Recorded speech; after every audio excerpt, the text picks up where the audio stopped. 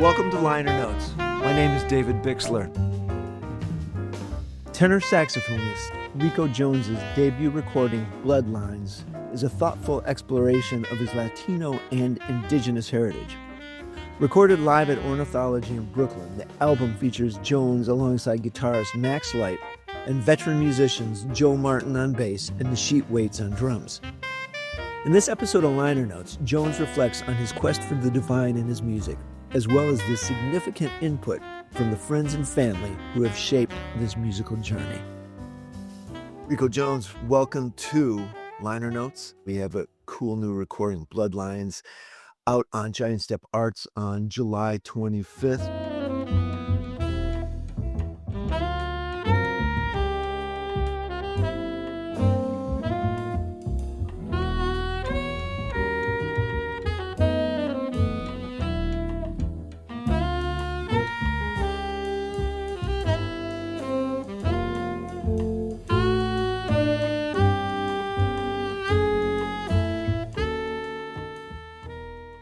Good to see you. Congratulations on the release.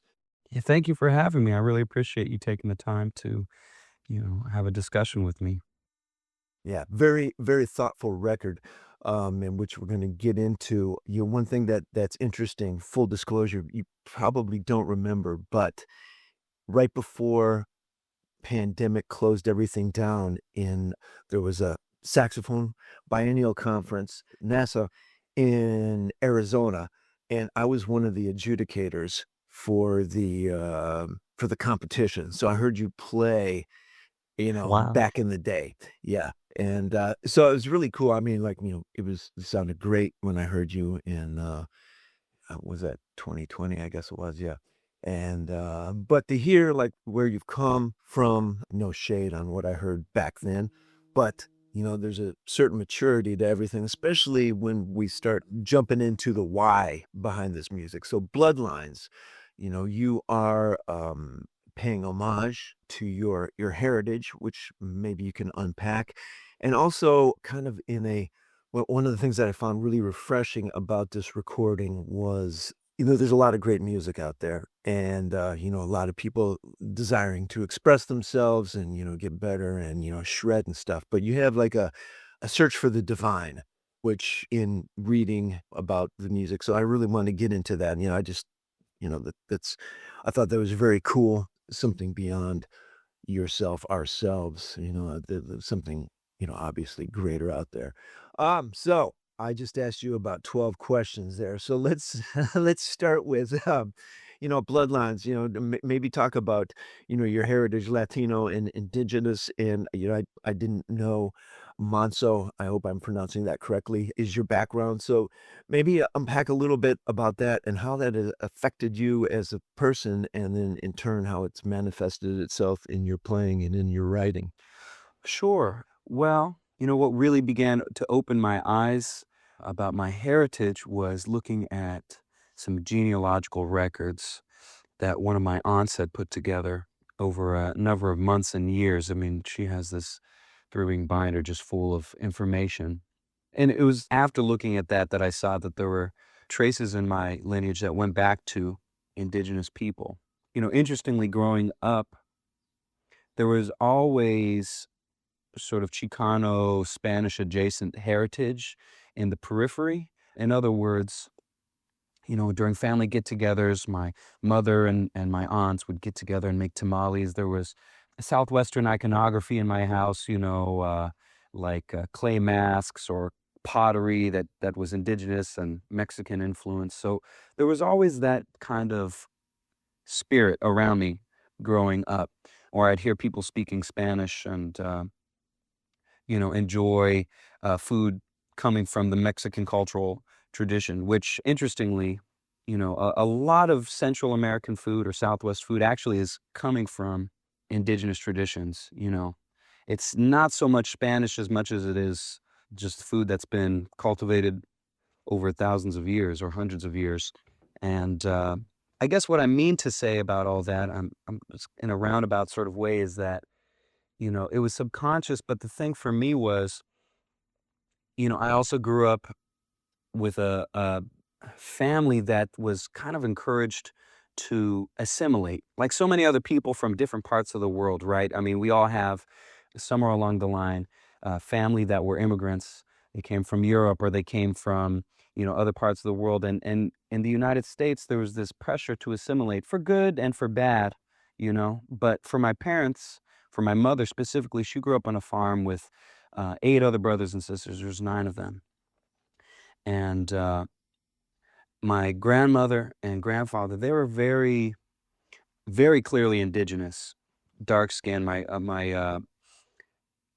grandfather had almost this reddish, coppery hue to his skin.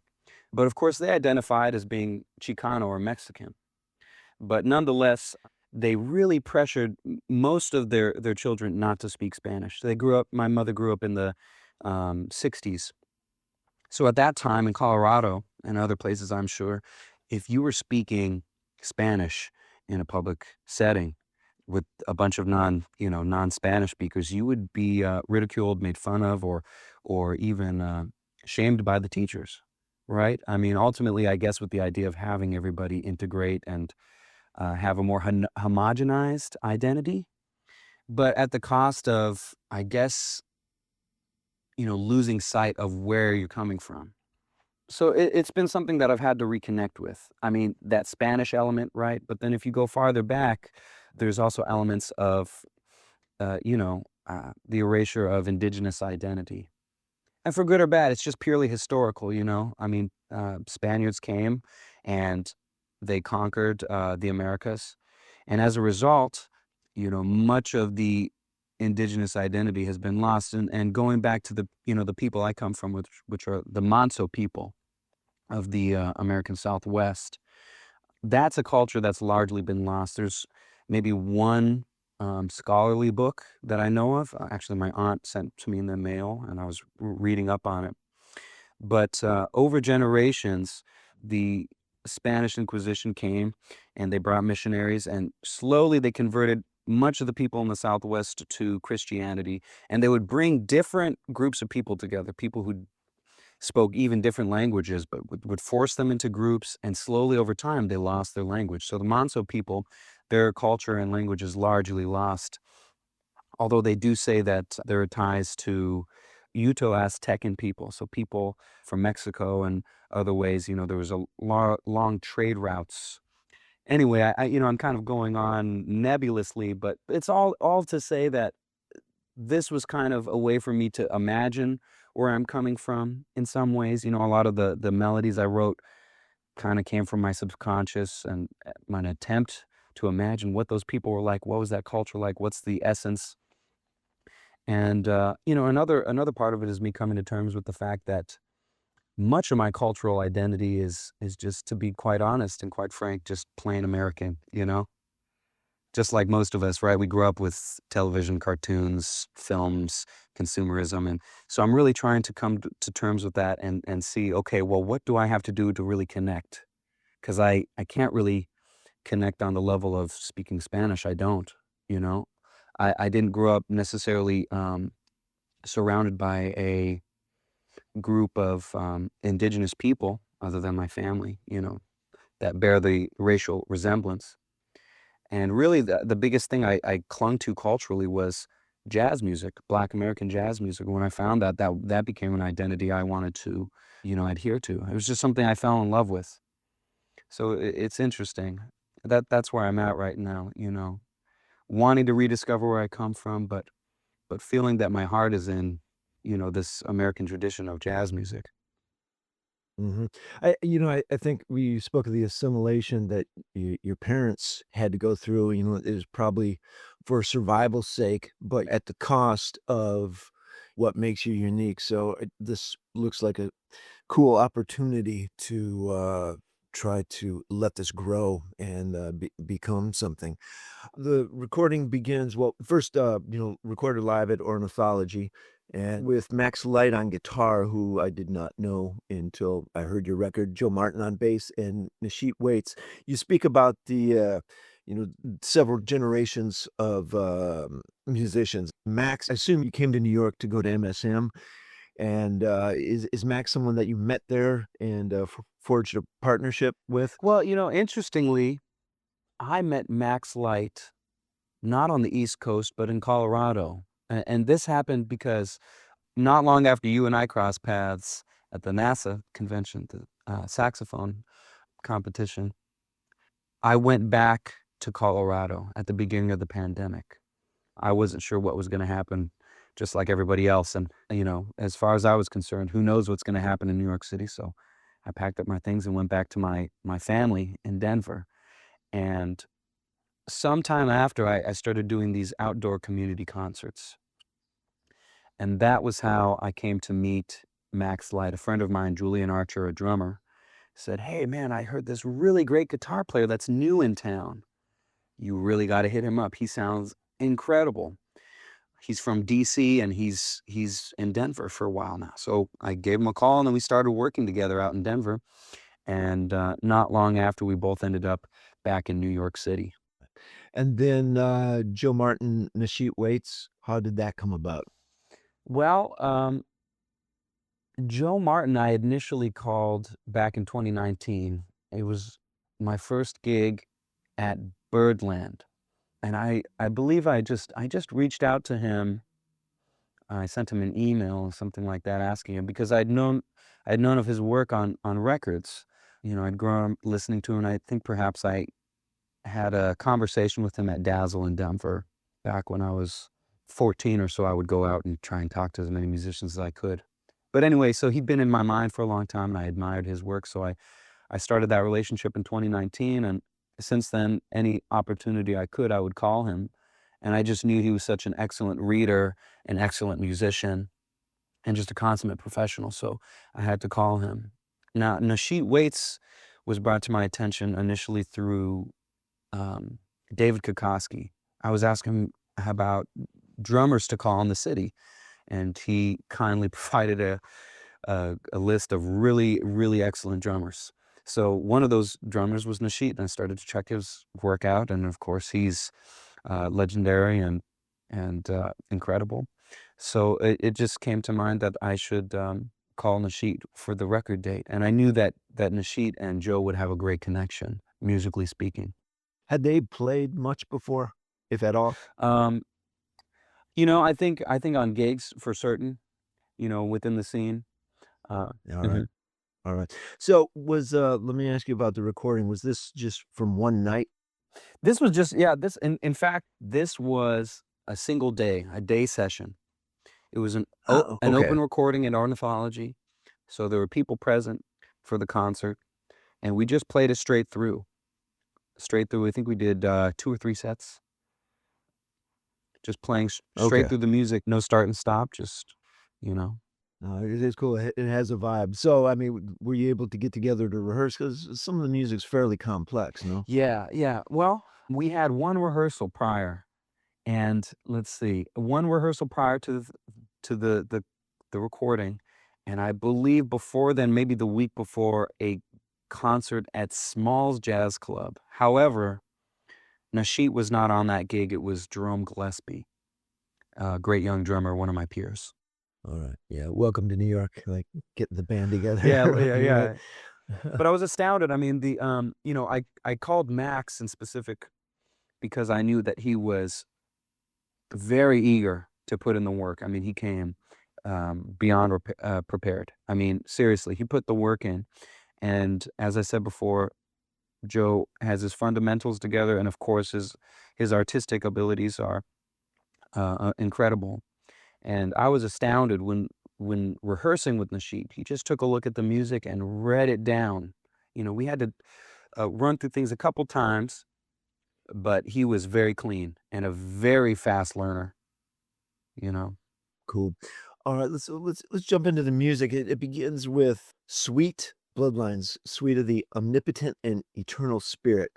That's pretty heavy right off. And Invocation, Lone Wolf, Bloodlines, Queen Isabel, and then word that I'm not sure. You have to help me with this. Dwinaman. Yes, yes. Uh-huh. Um, so, like, just go. Like, tell me about the suite, the various inspirations. Like I did read that Lone Wolf is for a deceased friend. I don't know if you're comfortable speaking about that. And Queen Isabel's for a great grandmother that impacted your life a lot. So, would like to hear about what this music represents for you. Sure. So the first part of the suite, Invocation, is meant to be sort of like sort of a prayer that sets the tone for the story that's about to unfold.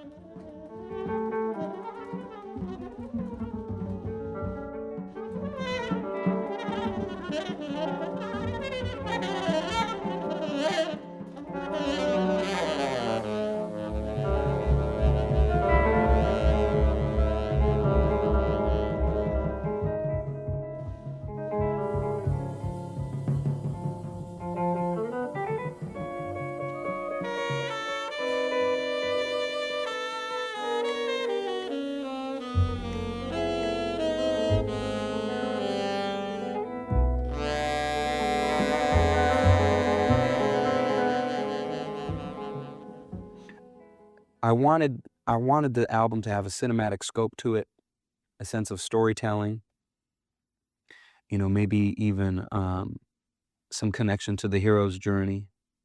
And the idea, as I said, with Invocation, is to set a meditative precedent and introspective precedent, and it's supposed to really lead in to Lone Wolf. In fact, it's a free improvised introduction into that piece. And Lone Wolf, I wrote for a dear friend of mine, Joey Perlman, who would be 28 years old now. And he was an excellent musician that I had the opportunity to grow up alongside in Denver, Colorado. He ended up in New York a year before me, and he went to the New School. He was actively composing music and performing around the city. But, he was neurodivergent. I think he had perhaps a mild form of Asperger's, and he was quite introspective. And so when he was around people he was eager to make a good impression upon, or just people he wasn't familiar with, he would be very short, very almost nonverbal, very, very self-conscious. And a lot of people who weren't as empathetic or, eager to connect would just come up with all of these preconceived notions about who he was or what his intellect was, what his abilities were. But if you got to know him and you were open enough to encourage him to be himself, he was a very humorous person. He could be extremely articulate and just very, very intelligent. He was a deep thinker. And I remember him having a lot of positive aspirations. He wanted to study with so many different people. He wanted to have a family one day. He wanted to continue down the path of music and collaborate with great artists. But he started to develop some issues, mental, emotional issues. He started to have some delusions, perhaps, I brought on, I think, by the insecurity, the fear of judgment from other people. And that led to some, uh, some struggles sleeping. He was having, it's escaping me right now, but he couldn't sleep for days on end at times. And so, unfortunately, I guess in, youthful naivete, he reached out to somebody looking for drugs that would help him sleep. I think he was looking for um, some sort of pharmaceutical, not like an opiate, but because he was looking for it on the street, he got probably the street version of one of those sort of opiate drugs, and I think it had some of that. Excuse me, what? Fentanyl. Yeah, it had some fentanyl in it. and Oh, it stopped him from breathing while he was asleep. You know, it that's tragic, man. it was absolutely horrible. I mean, I remember when it happened. I got a call from a friend, and you know, I mean, it was frustrating because, as I alluded, he was very misunderstood by people. You know, a lot of people didn't dig deeper than just surface level interaction, and people made a lot of assumptions. They thought he was just messing with drugs. I remember when uh, the last couple times we hung out, I mean, he wouldn't even take um, caffeinated beverages. I offered him tea. He said, "No, I can't have caffeine. No, I don't smoke marijuana." You know, he didn't drink, but he was just looking for respite from the inner turmoil he was suffering from. And you know, as I said, the last time we spent time together, we were walking along Riverside Park, and he was just letting me know all of these positive aspirations he had. Oh, I want to study with so and so. I really hope I want to learn this book of music by this great artist, so maybe I could start gigging with them in their band. And there's this great girl I met. I hope maybe we can date, and maybe one day I hope I find somebody that's right for me, and I can have a family. You know, things like that. And about a week later, that's when I got the news he passed away. So, you know, long story short, that's what Lone Wolf is about. It's just, um, it's meant to be a tribute to him and his spirit. And one of the animals he identified with most was the wolf. And I thought it was, you know, fitting, if not symbolic.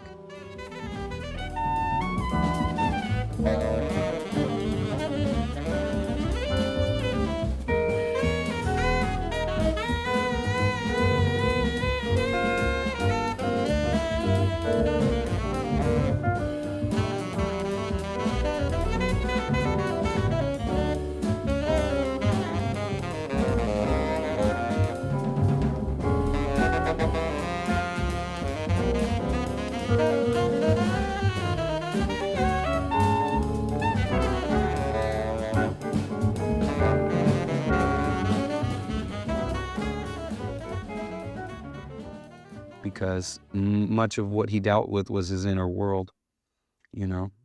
Um, and I'm sure he felt alone a lot of the times. But you know, he was, as I said, one of my closest friends. So it's difficult, and it's difficult now to even consider. Yeah. Well, thanks for sharing. I mean, I'm sorry. That's like I said, that is tragic. Maybe moving on to something more positive. Queen Isabel. Yeah. So Queen Isabel, that's the story of Isabel Falcone, and you know, my family history is complex.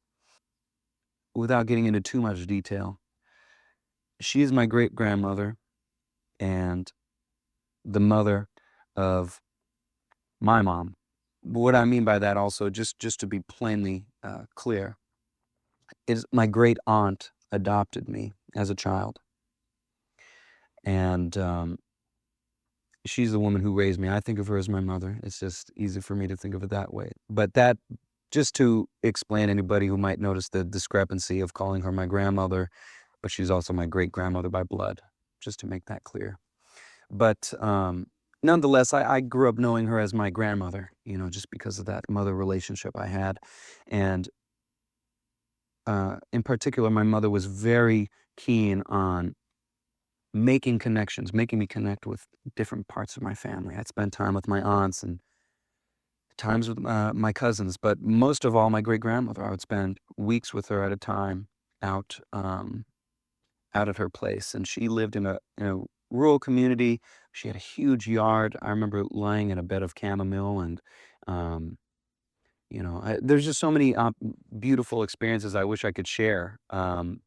But you know, she was a person who would lie with me in bed and recite prayers with me. She was a person who would um, sit with me at the dinner table while my grandfather was asleep, and we would make sketches of him. Much to his dismay, he didn't really like it. He would get a little grumpy about it, but she just expressed so many beautiful aspects of life with me, you know, simple things, showing me creativity, Give Me Graham Crackers and Milk, which I found, this is tangential perhaps, but she has some memoirs that an aunt put together, and the graham crackers and milk is something that she enjoyed as a child coming up in the Depression. She came up in the Dust Bowl era, and so that was actually, she grew up in Pueblo, Colorado, which I think was, if I'm not mistaken, part of the country that was affected by the Dust Bowl, and she experienced the Depression firsthand. So it's just interesting to have ties to people who experienced, so much history. But she imparted that to me in many ways. And I called the song Queen Isabel for one reason, because she was a woman who raised 9 children, so she was a matriarchal figure in the family.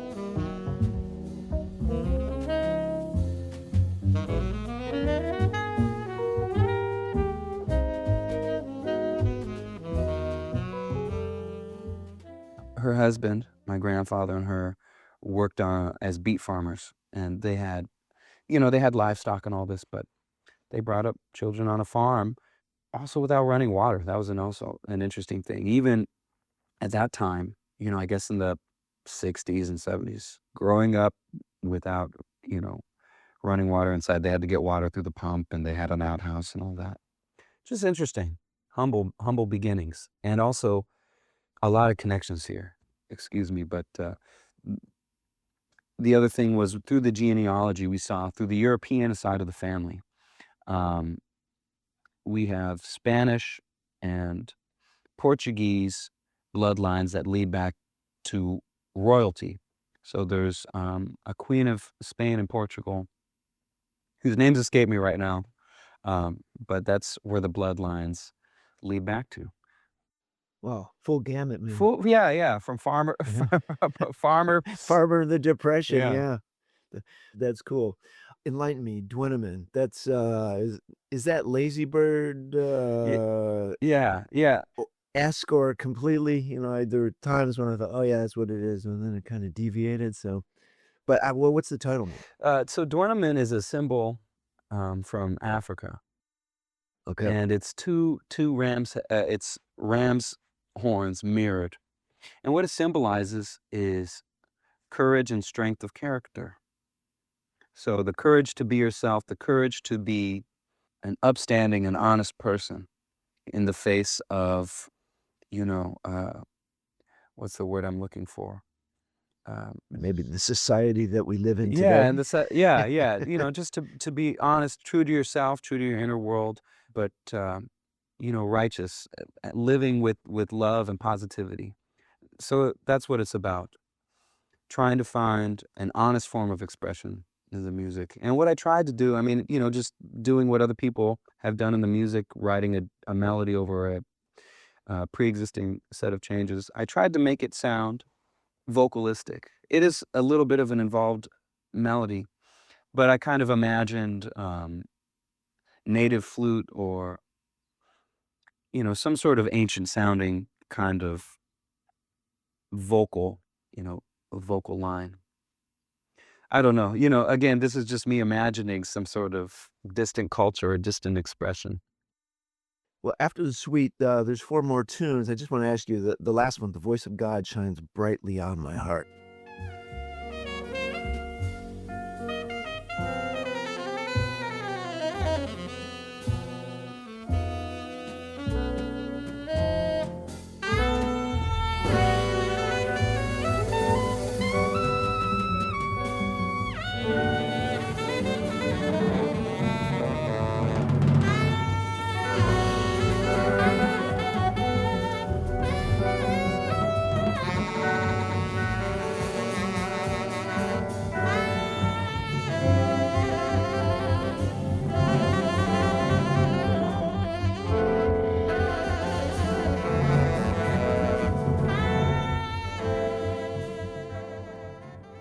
if you care to, I mean, it might be too personal, but maybe unpack a little bit about, what that means for you? Sure.